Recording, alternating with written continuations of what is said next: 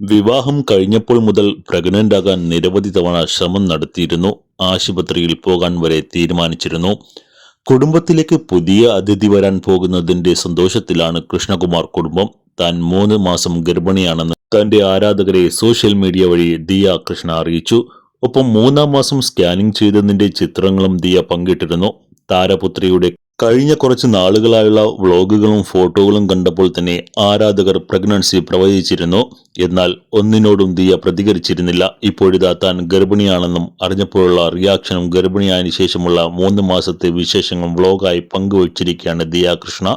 വിവാഹം കഴിഞ്ഞപ്പോൾ തന്നെ എത്രയും വേഗം കുഞ്ഞിനെ വേണമെന്ന് ഞങ്ങൾ ഉറപ്പിച്ചിരുന്നുവെന്നും എന്നാൽ ആദ്യത്തെ ശ്രമമെല്ലാം പരാജയപ്പെടുകയായിരുന്നുവെന്നും ദിയ പറയുന്നു. കുട്ടിക്കാലം മുതൽ എനിക്ക് കുഞ്ഞുങ്ങളെ വളരെ ഇഷ്ടമാണ്.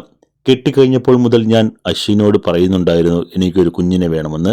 അശ്വിനും അത് റെഡിയായിരുന്നു. ലിയാനെ കണ്ടതിന് ശേഷം അച്ഛനാകാൻ അശ്വിനും കൊതിച്ചിരിക്കുകയായിരുന്നു. ഒരു കുഞ്ഞിനെ എത്രയും വേഗം വേണമെന്നതുകൊണ്ട് ഞങ്ങൾ അതിനുള്ള ശ്രമങ്ങൾ നടത്തി. ഒന്നും പോസിറ്റീവായി സംഭവിച്ചിരുന്നില്ല. അതുകൊണ്ട് തന്നെ എൻ്റെ ശരീരത്തിന് എന്തെങ്കിലും കുഴപ്പമുണ്ടോ എന്നൊക്കെ എനിക്ക് തോന്നി തുടങ്ങി. നിനക്കായിരിക്കില്ല, എനിക്കായിരിക്കും പ്രശ്നമെന്നാണ് അശ്വിൻ ആ സമയത്ത് പറഞ്ഞത്. ആശുപത്രിയിൽ പോകാൻ വരെ തീരുമാനിച്ചിരുന്നു. 1 മാസം കൂടി നോക്കാം, പക്ഷേ ആശുപത്രിയിൽ പോകാമെന്ന് തീരുമാനിച്ചു.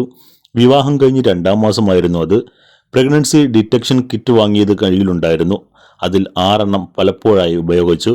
പക്ഷേ എല്ലാം നെഗറ്റീവ് റിസൾട്ടാണ് കാണിച്ചത്. അതിൽ 1 അവശേഷിച്ചിരുന്നു. പീരിയഡ് ഡേറ്റ് കഴിഞ്ഞതിനാലും ശരീരത്തിന് വേദനയും അസ്വസ്ഥതകളും അനുഭവപ്പെട്ടതുകൊണ്ടും ഞാൻ വെറുതെ ഒന്ന് കൂടി ടെസ്റ്റ് ചെയ്തു നോക്കി.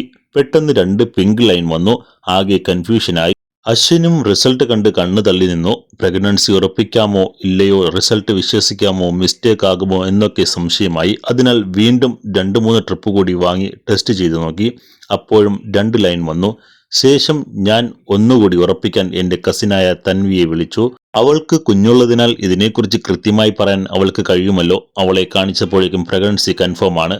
കൺഗ്രാറ്റ്സ് എന്ന് അവൾ പറഞ്ഞു. തൻവിയെ വിളിക്കും മുമ്പ് പ്രഗ്നൻസി ഡിറ്റക്ഷൻ കിറ്റിന്റെ പ്രശ്നമാണോ അല്ലയോ എന്ന് നോക്കാനായി അശ്വിന്റെ യൂറിനും ഞാൻ സ്ട്രിപ്പ് ഒഴിച്ച് ടെസ്റ്റ് ചെയ്ത് നോക്കിയിരുന്നു. എന്നാൽ റിസൾട്ട് നെഗറ്റീവ് ആയിരുന്നു. അപ്പോഴാണ് എനിക്ക് സ്ട്രിപ്പിന്റെ കുഴപ്പമല്ല, പ്രഗ്നന്റ് ആണ് ഞാൻ എന്ന് തോന്നി തുടങ്ങിയത്.